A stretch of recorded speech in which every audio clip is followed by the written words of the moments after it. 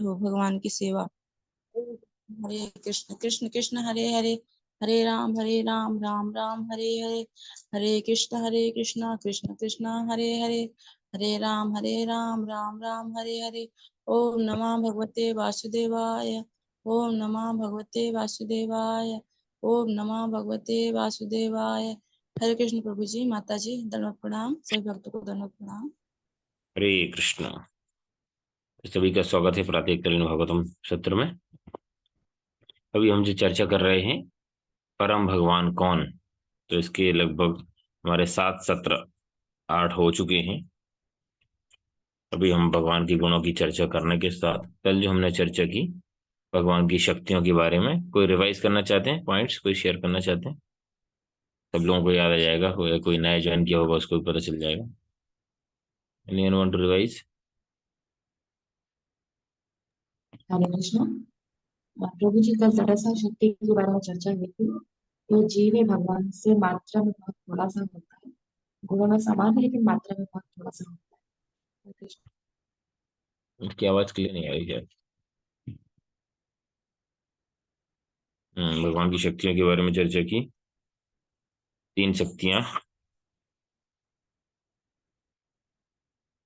किसने और हैंडल्स किया है? हरे कृष्णा प्रभु जी, दंडवत प्रणाम प्रभु जी। प्रभु जी, भगवान की शक्तियां थी 3, अंतरंगा शक्ति, बाह्य शक्ति और तटस्था शक्ति।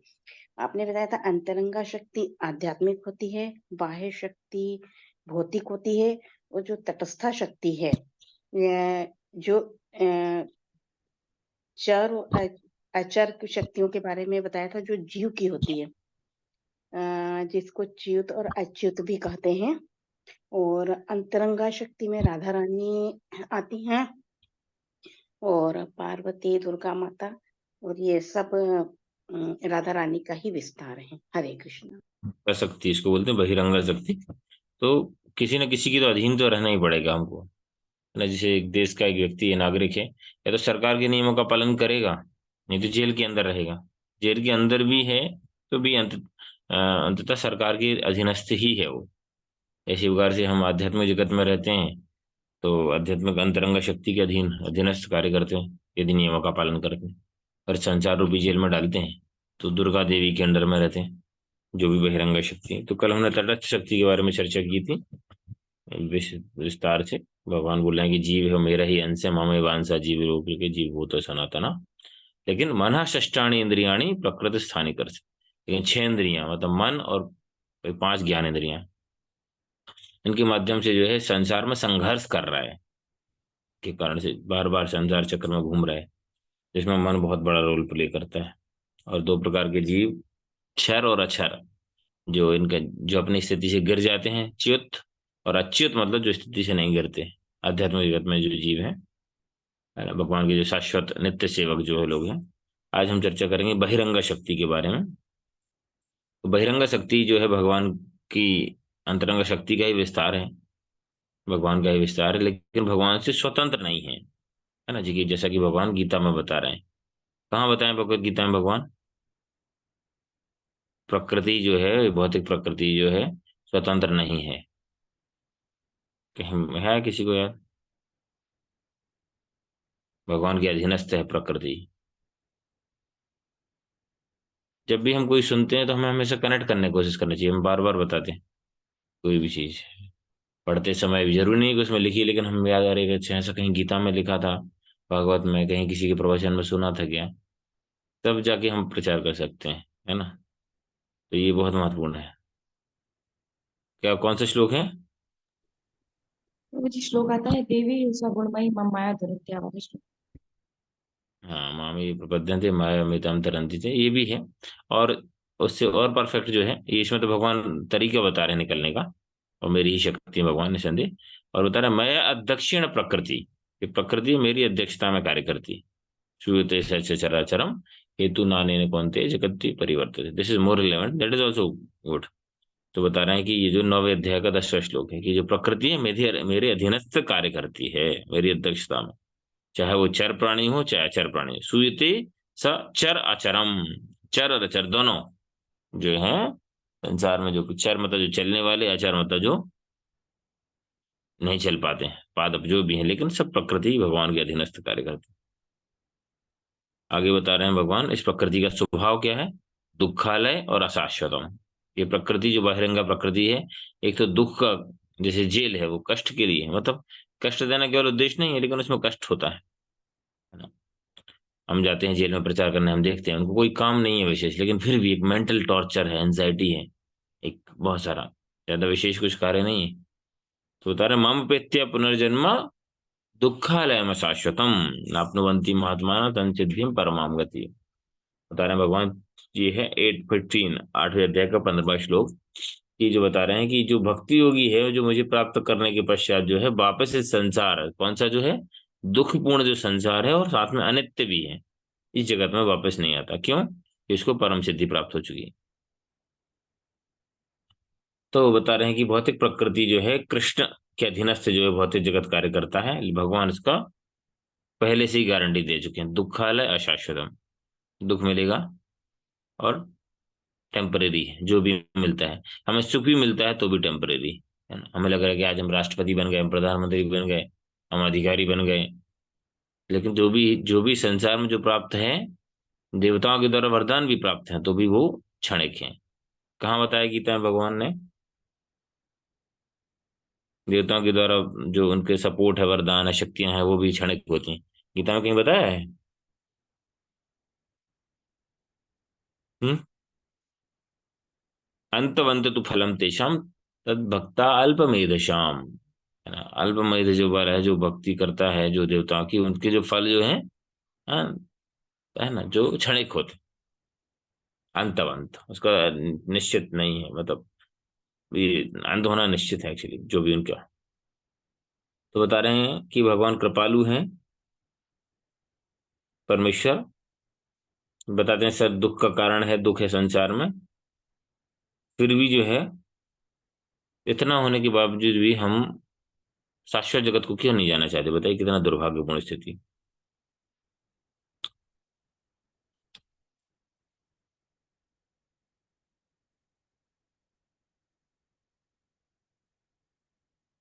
तो प्रश्न आ सकते हैं, भगवान ने संसार को, जगत को क्यों बनाया?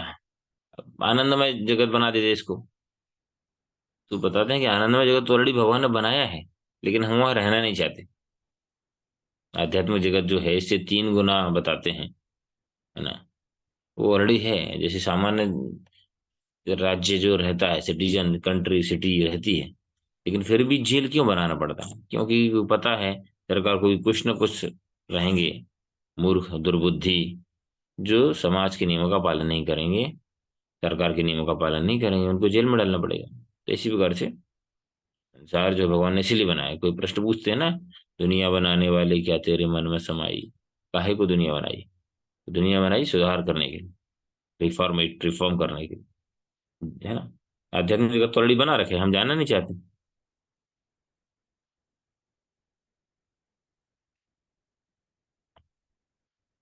इस जगत को भगवान ने अपूर्ण बनाया है, यहाँ पर कोई चीज पूर्ण नहीं है, हर चीज दुख जो है, जो सुख भी आता है वो दुख के साथ लिप्त होके आता है ना। कोई भी सुख संसार में आप अर्जित करेंगे, भौतिक सुख, उसके साथ दुख रहेगा ही रहेगा, पूर्ण नहीं है संसार। इसका कारण है कि भौतिक जगत एक भोग करने का स्थान नहीं है, परंतु ये कारागार की तरह कार्य करता है, जिसकी प्रधान देवी दुर्गा देवी। दुर्ग शब्द का अर्थ होता है किला, भौतिक जगत। और जैसे कोई कढ़ाई से संरक्षित जेल से भाग नहीं सकता, उसी प्रकार सारी जीवात्माएं इस दुर्गम किले भौतिक क्षेत्र से बंदी है। ये संसार कैसे बंदी है पता है?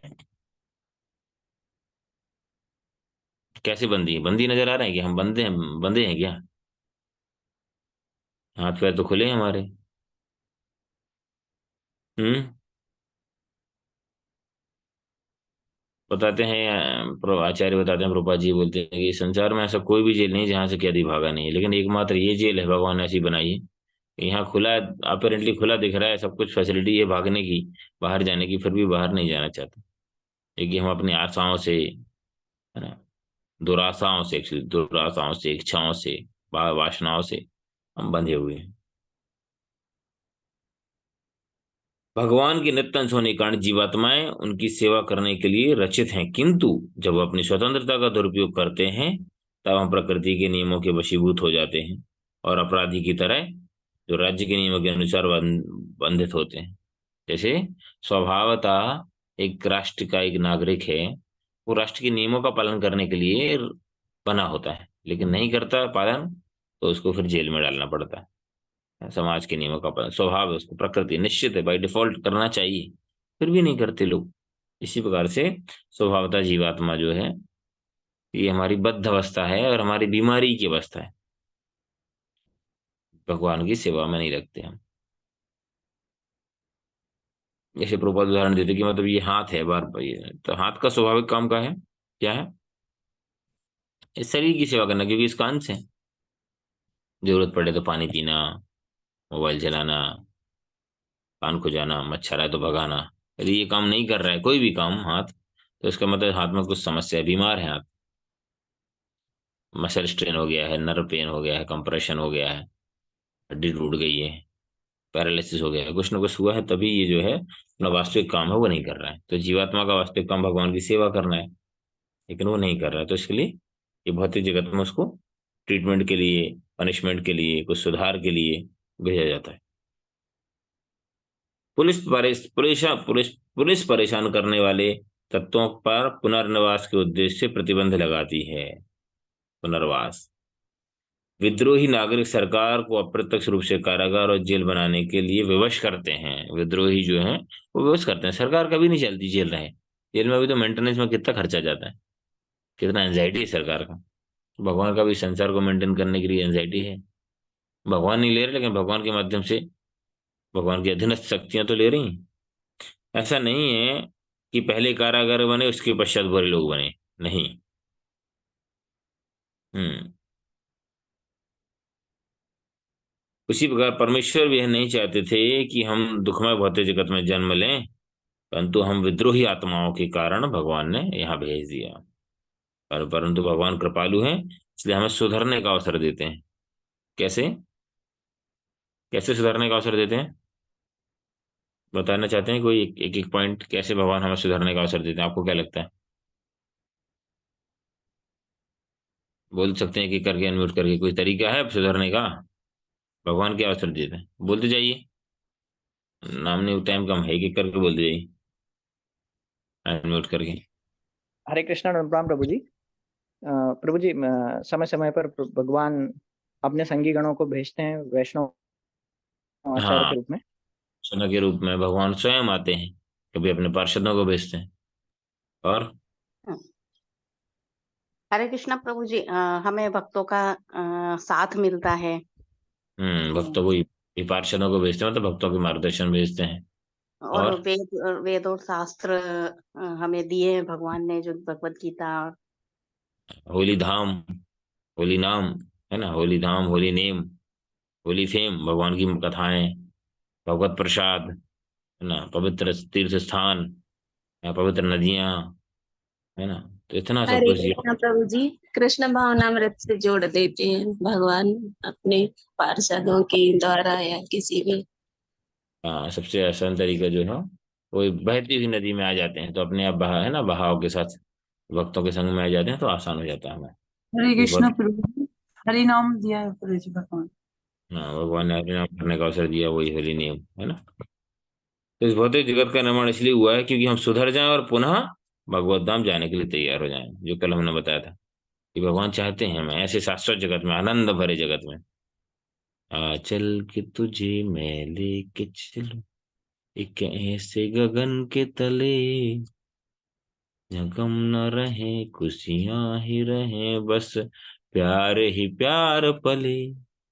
मैं भगवान बोला चलो भैया, साधु पुरुष आते, चलो भैया, माता जी चलो। नहीं नहीं, अबे तो बहुत बाकी है, अभी तो सारी साड़ियां नहीं पहनी, बहुत सारा कॉस्मेटिक रखा हुआ है, बच्चे का ब्याह बाकी है, प्रमोशन बाकी है। तब एंड में करेंगे आपके इलाज, जब कुछ नहीं होगा, जब कोई नहीं पूछेगा, जब संसार से चूस लेगा आम की तरह, गुठली बचेगी, छिलका बचेगा, तब हम ठाकुर जी फिर तो आप हैं ही, आप तो संभाल ही लेते सब। अभी तो सारा सब कुछ संसार के लिए, परिवार के लिए जो कि पूछने वाला नहीं, समाज के लिए जो पूछने वाला नहीं, लेकिन ये अवसर है सुधरने का। एक समय के बाद सुधरना मुश्किल हो जाता है, डिफिकल्ट। जेल में भी देखेंगे प्रशासन ने जो नए नए जो कैदी आते हैं, नया कैदी रहता है जो बहुत लिप्त नहीं रहता क्राइम में, उस पर सरकार बहुत विशेष ध्यान देती है, जेलर भी विशेष ध्यान देते हैं कि हो सकता है अभी सुधर जाए, लेकिन वो बार बार, कुछ कुछ लोग बार बार क्राइम करके, और जेलर भी हताश हो जाता है, तो पड़े रहने दो जेल में। तो भगवान 16वें अध्याय में बोले हैं, जो आश्रित प्रवृत्ति के लोग होते हैं उनको जो है, कौन से श्लोक में आ रहा है, मूढ़ा जन्मनि जन्मनि, जन्म जन्मांतर तक उस मूढ़ व्यक्ति को जो है नरक लोकों में डाल देते हैं भगवान। यहाँ पर भी नहीं सुधरता, फिर नरक में और कठिन है। थर्ड, अलग अलग प्रकार के जेल होते हैं ना, 3rd degree, 2nd degree, 1st degree, अलग अलग कैटेगरी, तो उसके अकॉर्डिंग उसको और ज्यादा पनिशमेंट देना पड़ता है।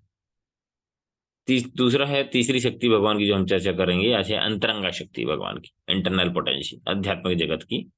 उसके 3 स्वरूप होते हैं। कल हम जो चर्चा प्रश्न के दौरान हमने बताया था, सत मतलब संदिनी, चित मतलब संवित, आह्लादिनी मतलब आनंद देने वाली, सच्चिद आनंद। विष्णु पुराण में बता रहे हैं, आह्लादिनी संदिनी संवित त्वेक्या सर्व संस्थितो हृदया ताप करो मिश्रा त्वयि नो गुण वर्जते। हे प्रभु, आप सभी वस्तुओं के आश्रय हैं। 3 विशेषताएं जो हैं, आह्लादिनी आनंदमय शक्ति, संदिनी मतलब अस्तित्व शक्ति, और संविद मतलब ज्ञान शक्ति है। यह दिव्य शक्ति के रूप में आप विराजमान हैं, किंतु भौतिक त्रिगुण जो सुख दुख दोनों का मिश्रण के कारण है, आप में विद्यमान नहीं है, और आप में कोई भौतिक गुण नहीं है। तो भगवान को एक निर्गुण बोलते हैं। निर्गुण मतलब ऐसा नहीं कि भगवान के अंदर कोई गुण नहीं है ना, जो लोग समझते हैं निर्गुण मतलब ये भौतिक गुण नहीं है, ये कंटामिनेशन नहीं है भौतिक। निराकार बोलते हैं, निराकार निर्माण विषम।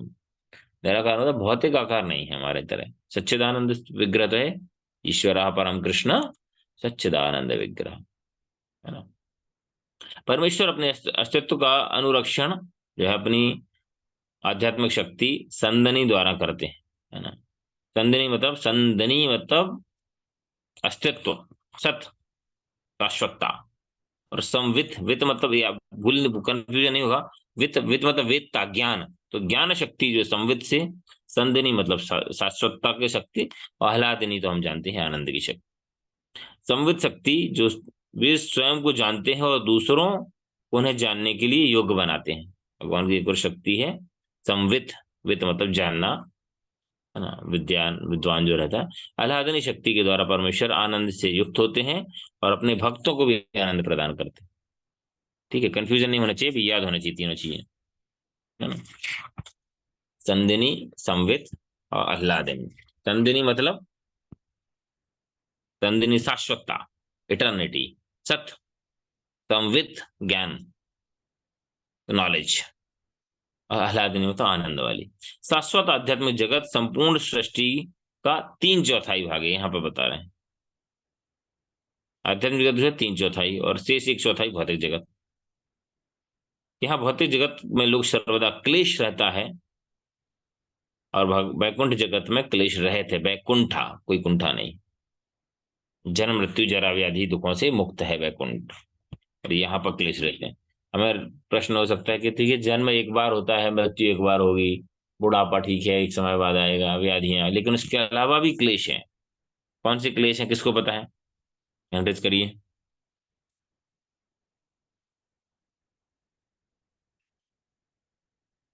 कोई क्लेश नहीं है आप लोगों को, कि ज्ञात नहीं है कि क्लेश है?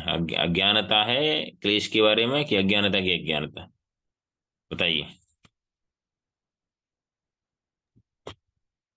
हरे कृष्णा प्रभु जी। आदि देविक, आदि भौतिक, आदि आध्यात्मिक।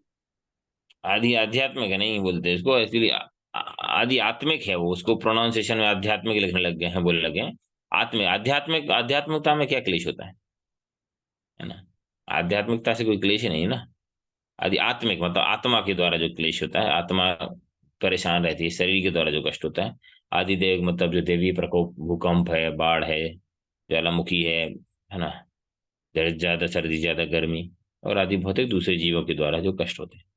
तो बता रहे हैं आध्यात्मिक जगत जो वैकुंठ है वो क्लेश रहित है, जन्म मृत्यु जरा व्याधि नहीं है। और चिन्मय आकाश में असंख्य वैकुंठ लोग हैं, एक नहीं। तो वहां सारे आध्यात्मिक जीव परमेश्वर के साथ शांतिपूर्ण तरीके से निवास करते हैं, भगवान की सेवा करते हैं। वेदांत सूत्र 1:1-2 में वर्णन है, जन्मादस्य था परम सत्य सभी वस्तुओं का मूल उद्गम है, से उत्पन्न होता है, से जैसे शिशु माता की गर्भ से उत्पन्न होता है। वह परम सत्य पूर्ण पुरुषोत्तम भगवान श्री कृष्ण है, जिनकी आध्यात्मिक शक्ति संदिनी द्वारा अन्य सभी शक्तिशाली स्वरूप विस्तृत होते हैं। तो मतलब जो भी संदिनी शक्ति के द्वारा है जो बाकी भगवान अपना विस्तार करते हैं, बता रहे हैं आध्यात्मिक शक्ति संदिनी के द्वारा अन्य सभी शक्तिशाली स्वरूप विस्तृत होते हैं। तो ये ध्यान रखना पड़ेगा कि सत्य जो पोटेंसी है संदिनी, उसके माध्यम से जो है भगवान अपना विस्तार करते हैं। अब हम परमेश्वर के रूप, उनकी संगनियों और उनके धाम के बारे में चर्चा करेंगे, जो उनकी दिव्य शक्तियों की अभिव्यक्ति हैं। तो भगवान की दिव्य शक्तियों की अभिव्यक्ति हैं। तो आगे हम चर्चा करेंगे कल के प्रसंग में कि भगवान की सौंदर्य के बारे, भगवान के रूप के बारे में, रूप और रूप का बहुत डिटेल में वर्णन है भगवान का। और भगवान की कृष्ण की संगनियों के बारे में इसको हम पढ़ लेते हैं, छोटा सा है, एक ही पेज है, फिर हम रूप के बारे में कल पढ़ लेंगे। श्रीमती राधा रानी आह्लादिनी शक्ति की अभिव्यक्ति है, भगवान कृष्ण की नित्य संगनी है। भगवान का ही विस्तार, भगवान ने ही आनंद के लिए राधा रानी के रूप में अपना विस्तार किया। उनकी आनंदमय प्रतिरूप होने के कारण वे कृष्ण से अभिन्न हैं, शक्ति और शक्तिमान, है ना। जैसे कृष्ण सभी विष्णु स्वरूप के मूल उद्गम है, उसी प्रकार श्रीमती राधा रानी सभी लक्ष्मियों की तथा विष्णु की स्त्री संगनियों के आधार हैं। तो लक्ष्मियों की सार सबका विस्तार जो है तो राधा रानी। अथर्ववेद के पुरुष बोधिनी उपनिषद में बताया गया है, द्वे पार्श्वे चंद्रावली राधिके शुक्ल युक्तया यस्यांसेन लक्ष्मीर्दुर्गा दुर्गादिकाश शक्ति। दो गोपियां चंद्रावली और राधा रानी सदैव कृष्ण की सानिध्य में रहती हैं। श्रीमती राधा रानी लक्ष्मी का वास्तविक स्वरूप है और वह लक्ष्मी देवी, दुर्गा तथा अन्य भाग लक्ष्मियों का विस्तार करती है। क्लियर हो गया? अभी कंफ्यूजन होने की जरूरत नहीं है। कौन श्रेष्ठ है? राधा रानी की सेवा करते हैं, शरण लेते हैं तो बाकी सबकी शरण अपने आप हो जाती है, सेवा हो जाती है। बृहद गौतमी तंत्र में कहा गया है, देवी कृष्णमयी प्रोक्ता राधिका पर देवता सर्वलक्ष्मीमयी सर्वा कांति सम्मोहिनी परा। चेतन में इसको कोट किया है। दिव्य देवी श्रीमती राधा रानी श्री कृष्ण की प्रत्यक्ष अर्धांगिनी है, संगनी है, शाश्वत। तो जो लोग कंफ्यूज रहते हैं कृष्ण की राधा से शादी नहीं हुई, ये नहीं हुआ, वो नहीं हुआ, पहली बात तो विषय विचार विमर्श के ऊपर है, ना तो हमारी योग्यता है ना सुनने की योग्यता है, और यदि है तो हम इस प्रकार से बता सकते हैं, और श्लोक के साथ याद है तो बहुत अच्छा है। बहुत में देवी कृष्णमयी प्रोक्ता राधिका पर देवता सर्व क्या सर्व लक्ष्मीमयी कांता, सर्व लक्ष्मीमयी सर्वा कांति सम्मोहनी परा, सर्वोत्कृष्ट उद्गम स्रोत है, प्रत्यक्ष अर्धांगिनी है। ये समस्त लक्ष्मियों में प्रधान है, लक्ष्मी सहस्त्र हजारों लक्ष्मियों के रूप में विस्तार करती हैं वो। वे सर्व आकर्षक भगवान को आकृष्ट करने के लिए समस्त आकर्षण से युक्त होती हैं, और वे भगवान की आदि अंतरंगा शक्ति है, इटर्नल पोटेंशियल भगवान के साथ। यह तथ्य है कि श्रीमती राधा रानी कृष्ण की सर्वोच्च शक्ति है। बृहद गौतमी तंत्र में कृष्ण की श्री कृष्ण बलराम जी से निम्नलिखित श्लोक में कहते हैं, तत्त्वं तत्त्वं परतत्त्वं च तत्त्वत्रयमयि विल श्रीतत्त्वरूपिणी सापि राधिका नाम मम वल्लभा। मैं भौतिक जगत, मैं भौतिक कारण तत्व, भौतिक प्रभाव तत्व और भौतिक जगत से परे दिव्य शक्ति पर तत्व तीनों का स्वामी हूं। क्या क्या? भौतिक कारण जो भौतिक तत्व, भौतिक प्रभाव सत्व और भौतिक जगत से परे पर तत्व तीनों का स्वामी हूँ, और यह शक्तियां श्रीमती राधा रानी में समाविष्ट हैं, जो मुझे अत्यंत प्रिय हैं। वल्लभा, एक भगवान कृष्ण स्वयं बलराम जी को बता रहे हैं गौतमीय तंत्र, बृहद गौतमीय तंत्र में। वैष्णव गण भगवान की पूजा उनकी अंतरंग शक्ति के साथ करते हैं, जैसे कि श्री श्री राधा कृष्ण, श्री श्री राधा मदन मोहन, श्री श्री राधा रुक्मणी द्वारकाधीश, श्री श्री सीताराम, श्री श्री लक्ष्मी नारायण, है ना। तो इसीलिए हम बताते हैं कि we are not qualified to chant the name of the lord alone. Hare Krishna, Hare मतलब भगवान की शक्ति। हम कृष्ण को भी अलग नहीं बुलाते, और राधा रानी को भी, जो राधे राधे करके जो बोलते हैं, हम तो राधे राधे जपो, है ना। कैसे, how how we are qualified. भगवान के अंतरंग का शक्ति है। किसी की पत्नी, किसी की का नाम आप अलग से इंडिविजुअली बुला सकते हैं, उनको इनवाइट कर सकते हैं क्या? Radha Rani can not be pleased, है ना। तो बेहतर है कि उनको कृष्ण के साथ ही, हमारी परंपरा में यही सिखाया है। बाकी जो करते हैं, किसका कैसे करते हैं, किसका क्या है, उसको हम क्रिटिसाइज नहीं करेंगे। शास्त्र जो हमने सुना है आचार्य से, हम उसका पालन करेंगे। हो सकता है कहीं किसी और रिकमेंडेड हो, किसी ने कुछ और पढ़ा हो। हमारी परंपरा में है कि हमें भगवान का जो है, श्रीमती राधा रानी का इंडिविजुअली, कृष्ण को भी हम राधा रानी के साथ श्री श्री, पहले जबकि उनको नाम आ रहा है, श्री श्री सीताराम, श्री श्री लक्ष्मी नारायण, श्री श्री राधा मदन मोहन, श्री श्री राधा गोविंद जी, है ना, श्री श्री राधा श्याम सुंदर। तो साथ में दोनों भगवान, शक्ति और शक्तिमान एक साथ। ठीक है, समय हो गया है। किसी का कोई प्रश्न है, क्वेश्चन, कमेंट है तो बोल सकते हैं। हम आगे कल चर्चा करेंगे भगवान के सौंदर्य की, भगवान के रूप के बारे में। बहुत सुंदर सुंदर वर्णन है शास्त्र में, तो इससे हमारा और आकर्षण बढ़ेगा, भगवान के प्रति बढ़ना चाहिए। सुंदरता के जब जानेंगे, भगवान के गुण जानेंगे, तो आकर्षण बढ़ेगा। फिर आकर्षण जिसके प्रति बढ़ता है तो उसको हम सीरियस लेते हैं। यस, किसी का question, comment, point, other will stop over here. Hare Krishna प्रभु जी, दंडवत प्रणाम।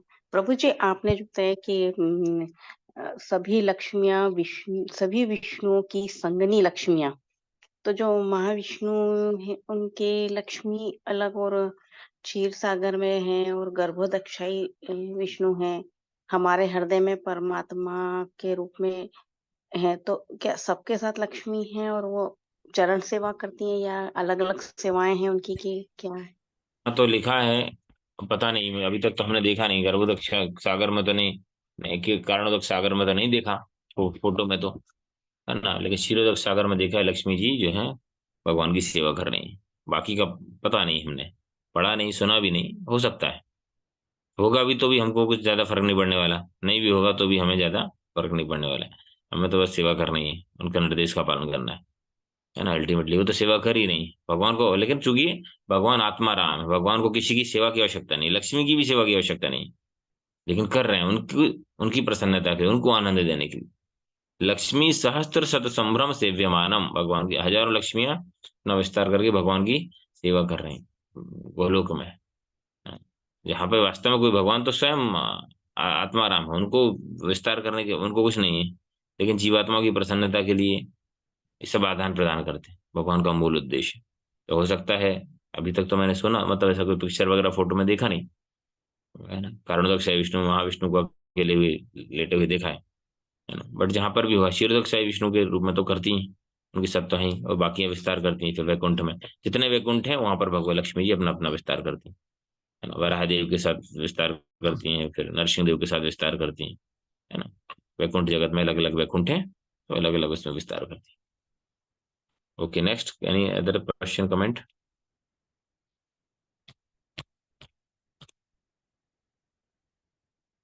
ठीक है, तो कोट, कास्ट का कोट पढ़ सकते हैं, स्टॉप करेंगे।